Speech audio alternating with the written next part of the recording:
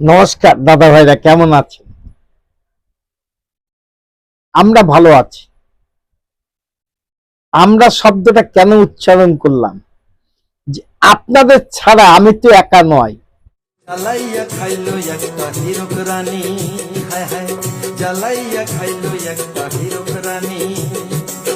পরনে সাদা শাড়ি, পায়েতে হাওয়াই চটি, পরনে সাদা শাড়ি, পায়েতে হাওয়াই চটি, মুখে তার মিথ্যা বুলি, চোর ডাকাতের মধ্যমণি।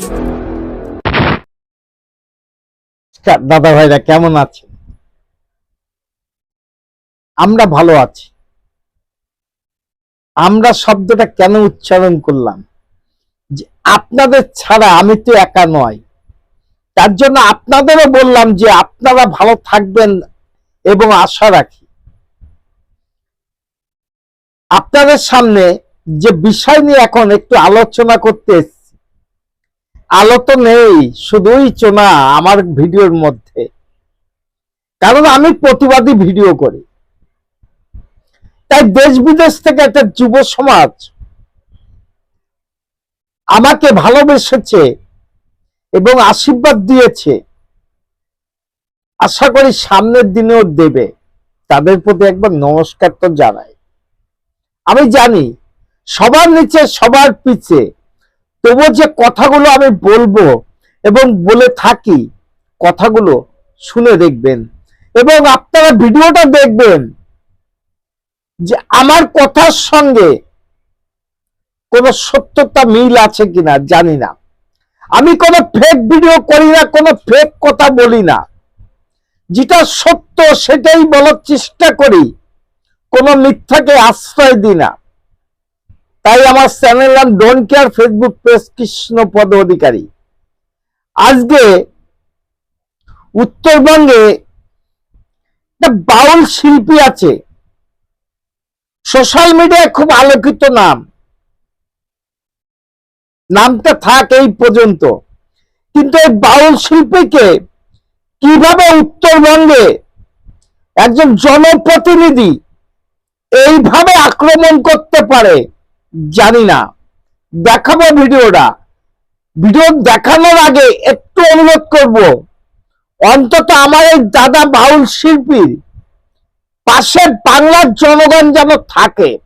কারণ ইনি আগে একটা সঙ্গীত পরিবেশন করার পর পুলিশের হয়রানি, নির্যাতন, অত্যাচার হয়েছে। আর বর্তমানে উদাঙ্গ যে ভাষায় কথা বললো, যে যুক্তি দিল, সেই যুক্তির তীব্র প্রতিবাদ জানানোর জন্য আমার এই ভিডিওটা। চলেন তাহলে শুরু করি ভিডিওটা। জ্বালাইয়া খাইলো একটা হীরক রানী, হায় হায় জ্বালাইয়া খাইলো একটা হীরক রানী। পরনে সাদা শাড়ি, পায়েতে হাওয়াই চটি, পরনে সাদা শাড়ি, পায়েতে হাওয়াই চটি, মুখে তার মিথ্যা বুলি, চোর ডাকাতের মধ্যমণি। এভাবে আমি জানি না কি নাম ওর, দেখছি মানে এর আগে দেখেছিলাম একটা গান। এবার প্রথমটা বলেছিল যে এটা হচ্ছে সংস্কৃতি, এটা উনি ওনার অধিকারের মধ্যে পড়ে। আমি জানি না যে একজন মুখ্যমন্ত্রী বা মুখ্যমন্ত্রী ছেড়ে দিন, একজন ভারতীয় নাগরিক, তাকে ইচ্ছে মতন যে কোনো ভাষায় গালাগালি করে, তাকে কটূক্তি করে গান বেঁধে সেই গান আমি গেয়ে বেড়ালাম, সেটা আমার স্বাধীনতা।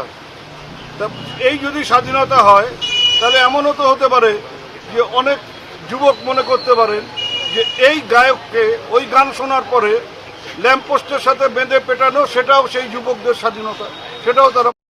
বাহ, তারিফ করতে হয় আপনার যুক্তি। আপনি যে যুক্তিটা দিলেন, এই যুক্তিটা কোনো মাফিয়ারা ব্যবহার করে, এই যুক্তিটা কোনো গুন্ডা সন্ত্রাসীরা ব্যবহার করে, এই যুক্তিটা সমাজ বিরোধীরা ব্যবহার করে। আপনি একজন মন্ত্রী হয়ে, একজন জনপ্রতিনিধি হয়ে আপনি যে যুক্তিটা দিয়েছেন, তীব্র প্রতিবাদ জানাচ্ছি এই ভিডিওর মধ্যে। কারণ আমরাও জানি আপনার এই আদর্শ ঘৃণার চোখে দেখি। যদি ক্ষমতা থাকে তাহলে আপনার চেলাবেলাকে দিয়ে ওই বর্মবাবুর গায়ে একটু হাত দিয়ে দেখেন না, সেই হাতটা বাংলার জনগণ ভেঙে নেবে। কারণ শিল্পীদের কণ্ঠ আর শিল্পীদের অধিকারের পরে হস্তক্ষেপ করার অধিকার আপনাদের নেই। চলেন দেখাবো। এ তো শাসক নেতা গেল, শাসক নেতার ভক্ত আছে, সেই ভক্তর ভিডিওটা দেখুন। লক্ষ্মী ভান্ডারের সঙ্গে এইটা তো রাস্তায় কোনো তুলনা হয় না।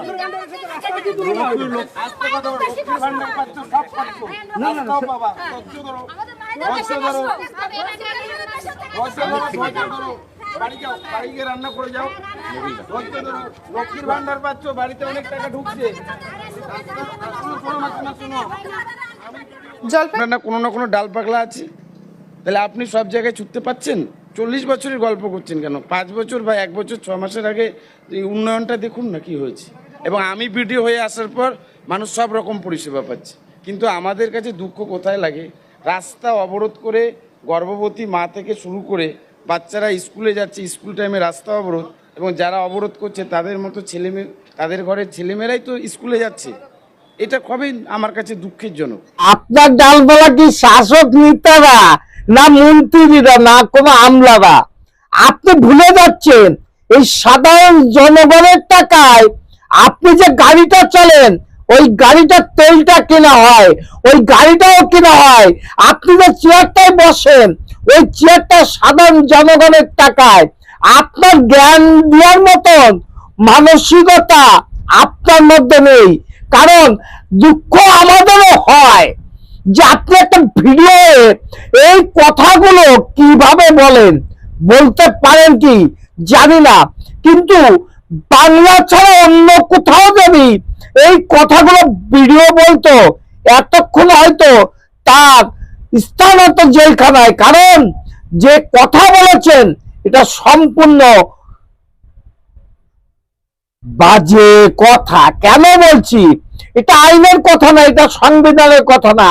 আপনি ভিডিওয়ে তাদের সান্ত্বনা না দিয়ে তাদের প্রতি যে আক্রমণ করলেন, বাংলার জনগণ চিনে রাখছে। আপনাদের উত্তর সময় মতন দিতে হবে, তৈরি হয়ে থাকেন। আপনি দুঃখ হচ্ছে তাই তো আপনার দুঃখ নিকুচি করি বাংলার জনগণ। আমার চ্যানেল নাম don't care, Facebook page Krishnapada Adhikari. কণ্ঠ আছে যতদিন, প্রতিবাদ করে যাব ততদিন। Madam, when sorry.